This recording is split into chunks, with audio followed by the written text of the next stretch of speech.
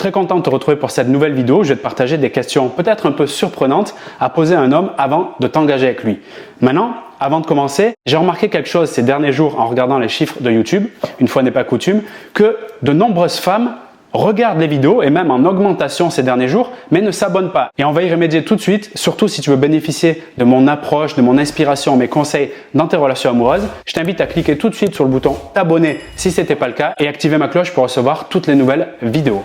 Ceci étant dit, on va entrer dans le vif du sujet et je vais d'abord te dire pourquoi il est intéressant d'utiliser ces questions et pourquoi elles vont faire la différence. La première chose, c'est que ça te permet de cerner rapidement à qui tu as affaire. C'est particulièrement valable quand tu ne connais pas encore la personne après la rencontre et en début de relation, phase de séduction, pour pourquoi pas créer une relation avec cet homme. Donc le cerner rapidement. Deuxième chose, ça va te permettre de te démarquer des autres femmes et être original. Et la troisième chose, c'est que tu vas pouvoir lui montrer que tu as des critères, c'est-à-dire que tu ne prends pas le premier venu et que tu es une femme de valeur, ce qui est très important notamment en phase de séduction. La première question que je t'invite à lui poser, prends le contre-pied d'une question qui est communément, si tu veux, formulée et de façon même automatique et qui, selon moi, n'apporte pas de valeur, voire très peu de valeur. Cette question est « tu fais quoi dans la vie ?» Cette question sous-tend la croyance que ce que je fais me définit. Donc mon rôle social, mon activité égale mon identité. Alors que plus que jamais aujourd'hui, tu vois que dans une carrière, une personne peut avoir diverses professions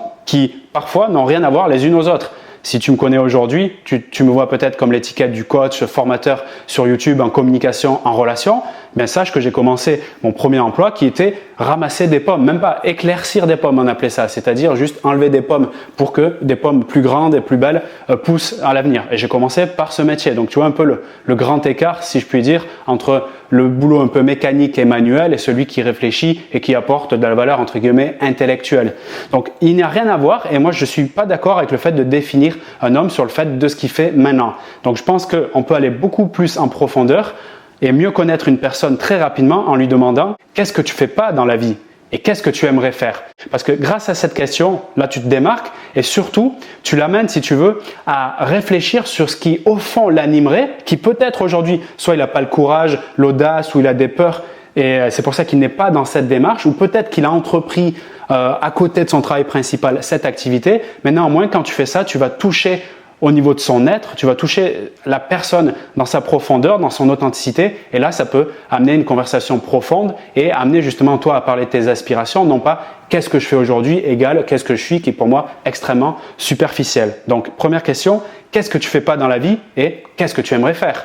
J'enchaîne avec la deuxième question que tu peux lui poser. Elle a plusieurs objectifs. Ça peut t'aider à mieux comprendre quel est le niveau de son estime de lui. Est-ce qu'il est plutôt dans une estime plutôt fragile, basse ou bien haute et solide? Qu'est-ce qu'il a dans le ventre en gros et quelle est sa valeur? Elle peut rééquilibrer aussi les débats entre vous, surtout si tu es vraiment fan de lui. Bon, peut-être fan, c'est un grand mot, mais en tout cas, il te plaît beaucoup et tu penses qu'il y a un déséquilibre. Tu penses que tu as peut-être montré beaucoup d'intérêt. Tu penses que peut-être il capte que tu es en attente, si tu veux, de qu'est-ce qu'il va dire, qu'est-ce qu'il va faire, à quelle sauce il va te manger. Donc là, tu vas rééquilibrer. Ça prend le contre-pied de la question qui peut des fois brûler les lèvres, qui est qu'est-ce que tu penses de moi? Qui au fond est l'information que je veux avoir de lui me concernant. Qui je suis? Dis-moi que je suis belle, dis-moi que je suis importante. Quand tu poses cette question, il peut y avoir un tas de réponses. Par contre, un truc qui est sûr, c'est que tu vas toucher à quelque chose qui l'intéresse le plus, à savoir lui. Donc il sera très intéressé de le savoir. Et donc moi, je t'invite quand tu poses cette question, avant tout, d'y réfléchir et de te poser sincèrement la question à toi. Qu'est-ce que tu penses de lui de manière spécifique? Comme ça, quand ça arrivera, tu pourras en parler. Et tu verras que rapidement, ça va revenir vers toi. Et si c'est le cas, il va te montrer d'une façon ou d'une autre qu'il s'intéresse à toi et qu'il y a quelque chose de possible. Quand je dis de possible, c'est-à-dire au moins une conversation intéressante. C'est ce qu'on veut particulièrement au début de la relation et je dirais même tout au long de la relation. S'il est OK pour avoir ce partage, c'est peut-être pas tout de suite ce partage de ta part sur ce que tu penses de lui, peut-être le voudra-t-il plus tard par message ou dans une autre conversation. Ce que je t'invite à faire, c'est être très vrai dans ce que tu vas lui dire et très spécifique. Selon la réaction qu'il a, et je t'invite à être attentive, ça te montrera beaucoup d'informations concernant la valeur qu'il se confère à lui-même. Est-ce qu'il est en doute? Est-ce qu'il cherche l'approbation? Est-ce que vraiment il attend, il boit tes paroles? Est-ce qu'il s'en fout complètement mais en même temps tu sens qu'il est pas congruent, c'est-à-dire il rigole mais en même temps tu sens qu'il est un peu fragile. À toi de voir ça, mais ce sont des informations qui sont à mon avis très pertinentes pour mieux connaître une personne dès les premières heures de la rencontre. Le troisième point, la troisième question que je vais te partager, une question plutôt surprenante mais qui est extrêmement profonde, c'est lui demander quelle est la plus grande leçon que tu as apprise dans ta vie amoureuse. C'est une question qui fait réfléchir. Encore une fois, c'est une question, il n'est pas et d'ailleurs je t'invite à pas l'obliger, hein, c'est un peu un mot fort, mais pas l'obliger à répondre à tes questions tout de suite, c'est-à-dire qu'il peut y réfléchir et tu peux même lui dire « je suis conscient que c'est une question un peu forte, tu peux méditer dessus, si tu veux me répondre, sens-toi libre de le faire, en tout cas moi j'avais envie de te poser cette question ». Donc quelle est la plus grande leçon que tu as appris de tes relations, de ta vie amoureuse? À ce moment-là, l'intérêt de cette question, c'est que tu vas voir rapidement, s'il te répond, quelles sont, s'il en a, ses blessures et quelles sont les intensités de ces blessures. En gros, est-ce qu'il a eu mal et est-ce que c'est encore quelque chose qui souffre actuellement? Par exemple, s'il a été trompé par son ex, c'est quelque chose qui va peut-être intervenir ici. S'il a été trahi, si, je ne sais pas, il a été rejeté, toutes ces choses-là peuvent intervenir et là, mon conseil, c'est d'être plus que jamais attentive, c'est-à-dire d'ouvrir tes oreilles émotionnelles concernant sa réaction, que ce soit les mots qu'il va te dire, mais surtout l'attitude du corps, pour savoir si justement capter cette intensité, l'énergie que tu vas ressentir quand il va te dire, par exemple, ma plus grande leçon, c'est jamais faire confiance aux femmes, regarde qu'est-ce qu'il dit et tu peux même aller plus loin en lui posant la question, est-ce que tu veux m'en dire plus? À quoi tu fais référence? Tu vois, ce type de questions qui s'enchaîne après la grande question que tu poses ici sur la leçon principale, t'amène encore une fois à avoir une connexion plus profonde de la réalité sur ce qui le concerne, plutôt sur ce qu'il expérimente vraiment. Là, tu risques d'avoir un partage vrai qui a une teneur émotionnelle importante.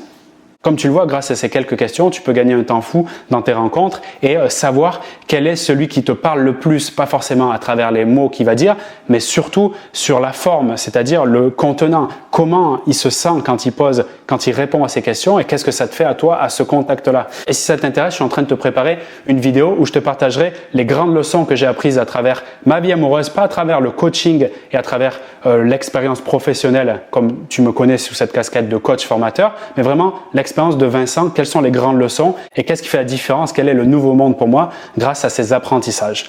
Merci pour ton attention, je suis content d'avoir partagé ce contenu avec toi et je le serai encore plus quand tu vas cliquer sur le bouton s'abonner directement, surtout si tu regardes plusieurs vidéos, 5, 10, 15 vidéos, sans avoir appuyé sur ce bouton, c'est plus possible, je ne peux plus l'accepter. Avant de te quitter, j'ai envie de te proposer 2 ressources pour aller plus loin. La première, c'est me recevoir en coaching personnalisé, surtout si tu as envie d'avoir un avis extérieur, le mien en l'occurrence, et des conseils personnalisés pour avancer. Donc ça, c'est en premier lien dans la description de cette vidéo, le coaching. Et la deuxième ressource que je veux te partager, c'est une formation en ligne, peut-être si tu préfères avoir plus d'autonomie, où j'ai compilé les 14 meilleures techniques qui vont te permettre de créer l'intérêt, retrouver la complicité et inverser la tendance avec l'homme qui t'intéresse quand il prend de la distance. Donc c'est des techniques que j'ai mis dans une formation en ligne spécialement issus des coachings privés que j'ai réalisés durant les années. Tout est disponible directement dans la description de cette vidéo, donc je te retrouve pour les coachings ou la formation, également pour les prochains contenus sur la chaîne YouTube où on parlera notamment des leçons que j'ai apprises dans mes relations amoureuses. Je te dis à très vite, c'était Vincent.